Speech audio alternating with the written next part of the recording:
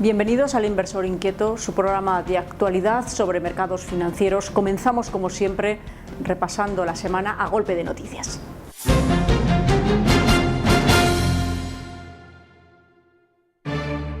La solución que ha dado el Gobierno a los afectados por las preferentes de Nova Galicia y Catalunya Caixa secará el Fondo de Garantía de Depósitos en poco más de un mes. El ministro de Economía y Competitividad, Luis de Guindos, ha apuntado que la economía española dejó de deteriorarse en este segundo trimestre del año. La clave de la recuperación son las exportaciones, que crecieron el 8% en el cuatrimestre y nada menos que un 17% en abril en términos reales. España debería adoptar hasta 217 medidas para mejorar la eficacia de sus administraciones, según las conclusiones de un informe aún no hecho público, con el que el Gobierno pretende simplificar el funcionamiento y aumentar la eficacia del descentralizado sector público. España necesita generar más empleo y para ello necesita más flexibilidad salarial. En este sentido, el Fondo Monetario Internacional reclama un pacto entre patronal y sindicatos para generar empleo a cambio de moderación salarial. El Ejecutivo manifestó esta semana que la reforma del sector público que quiere llevar a cabo antes de que finalice la legislatura generará unos 6.500 millones de euros para las administraciones y de 16.300 millones de euros para los ciudadanos.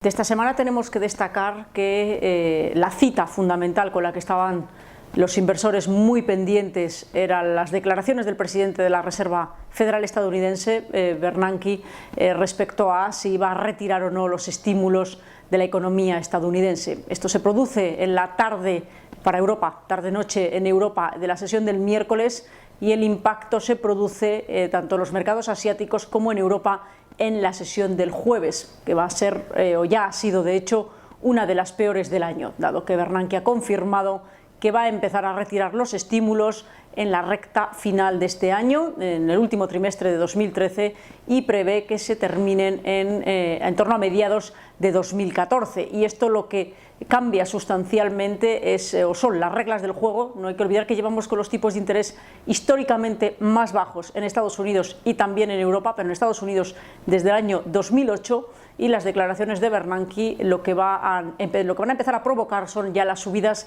de tipos de interés, es decir, un cambio de tendencia, una inflexión en lo que hemos vivido en los últimos años, y las incertidumbres están en ver cuál va a ser el impacto tanto en la economía estadounidense como en el resto de las economías que se van a ir viendo afectadas. Por eso les decía, esta es la sesión más importante, la sesión central de la semana. Al margen quedaron los datos macroeconómicos que se fueron publicando antes o después, como por ejemplo el buen dato en Estados Unidos del sentimiento, en Alemania del sentimiento de los inversores, o en España la afirmación del Banco de España de que nuestra economía podría empezar a estar en el terreno positivo desde julio, o que el mes de mayo ha sido el mejor mes de la historia para el turismo de nuestro país, con una subida, mejor dicho, con 5,8 millones de turistas que han visitado España. Porque, como les digo, todo esto ha quedado al margen.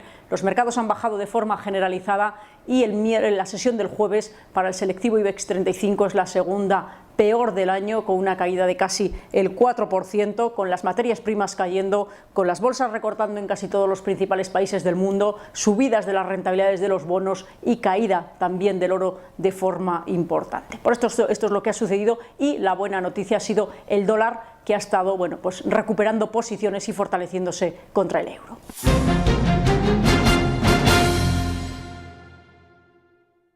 En Hablemos de hoy vamos a hacerlo de la renta fija, y lo vamos a hacer con Mauro Lorán, que es el director para Iberia y Latinoamérica de la gestora británica Ignis Asset Management, al que tenemos en nuestro programa. Mauro, bienvenido. Muchas gracias. Tenemos que empezar por hablar de Bernanke y sus palabras, y después ya veremos la renta fija, pero primero, ¿qué opináis en Ignis? Bueno, la verdad es que en nuestra opinión el mercado ya estaba barajando esta posibilidad. Nosotros en la casa ya habíamos hablado de esto desde hace mucho tiempo, y lo que es a nuestro entender una reacción clara a la buena evolución de la economía doméstica en Estados Unidos. Las cifras inmobiliarias y las cifras de confianza de los consumidores en Estados Unidos y las cifras de empleo empiezan a ser y apuntar hacia una salida y una recuperación en Estados Unidos, no en el sector de manufacturero, pero eso está dentro de lo que es las expectativas que teníamos. Ha comentado que van a empezar a retirar los estímulos a finales de este año, que la idea es terminar con esos estímulos a mediados de 2014. ¿Creéis que se van a cumplir estos plazos que ha definido, que ha dicho? Sí, desde luego. Tenemos que señalar dos cosas. Uno, cuál es la retirada del quantitative easing, y otro es la subida de tipos. La retirada del quantitative easing sí que lo vemos antes de final de año. En la reunión de septiembre posiblemente se anuncie. No va a ser una retirada total, será una retirada gradual, parcial y gradual, ¿no? sí. Y la subida de tipos será algo que esperaremos más hasta posiblemente la segunda mitad o finales de 2014-2015, pero los mercados anticipan antes las cosas. Con lo cual iremos viendo que la renta fija, ¿verdad?, irá sufriendo, entre comillas, esta evolución hacia arriba, ¿no?, de los tipos. Principalmente los bonos, ya lo hemos visto en el bono a 10 años que han subido. El gran movimiento que va a existir no va a ser tanto en los bonos nominales, sino en los tipos reales, que son aquellos que son los tipos ajustados por la inflación. Y eso es donde se va realmente es lo que tiene un impacto dentro de lo que es la economía real de los países.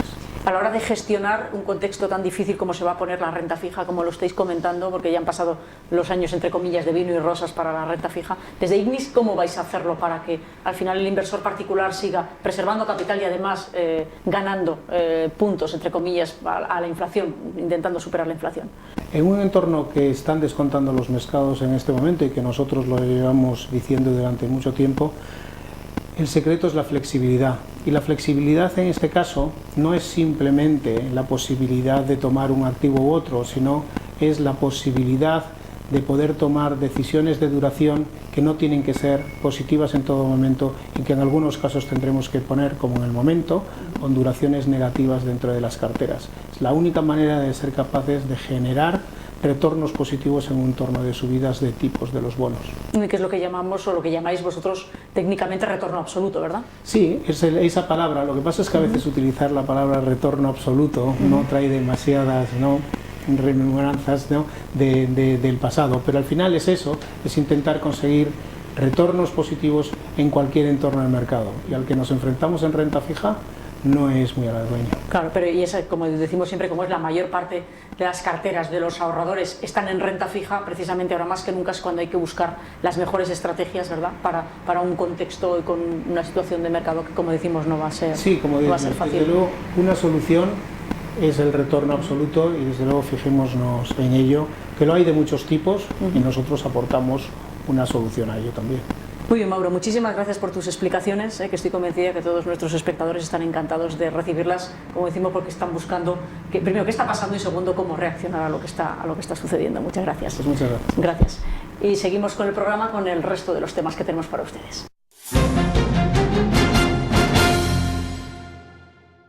En esta sección del programa hoy queremos llamar la atención de los inversores sobre las aportaciones a las denominadas cooperativas de crédito, entre las que se encuentran las cajas rurales. Hay que decir que en el sistema financiero español podemos hablar de bancos, cajas de ahorros y, en un tercer lugar, las denominadas cooperativas de crédito, que suponen aproximadamente entre un 5 y un 6% del sistema financiero español. En estas entidades financieras el capital no se divide en acciones, como ocurre en el caso de los bancos, por ejemplo, sino que existen las aportaciones, y en las que los aportantes o socios lo que hacen es que son miembros y forman parte de estas cooperativas de crédito con unos derechos políticos que le otorgan voto en las asambleas que esto realizan. Además, las cantidades mínimas que aportan dependerán de los ámbitos de actuación de las citadas cooperativas de crédito. Lo que queremos destacar es que se trata de productos comercializados en oficinas a clientes particulares con unas rentabilidades bastante atractivas, entre un 2 y un 6%, teniendo en cuenta los niveles de los tipos de interés en los que estamos en estos momentos. Pero sí que queremos también resaltar algunos aspectos que tienen este tipo de productos, como puede ser, por un lado, su carácter perpetuo, y en segundo lugar, el que ese reparto de la rentabilidad positiva va a depender de que las cooperativas de crédito tengan o no resultados positivos y por tanto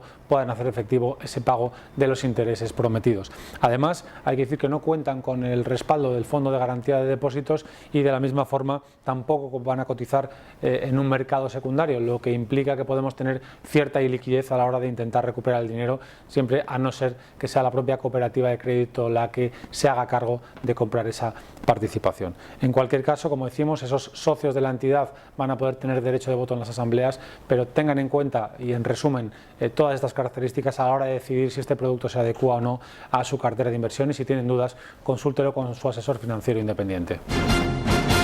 Con esto no nos queda más que despedir el programa, como siempre. Gracias por su atención y hasta la semana próxima.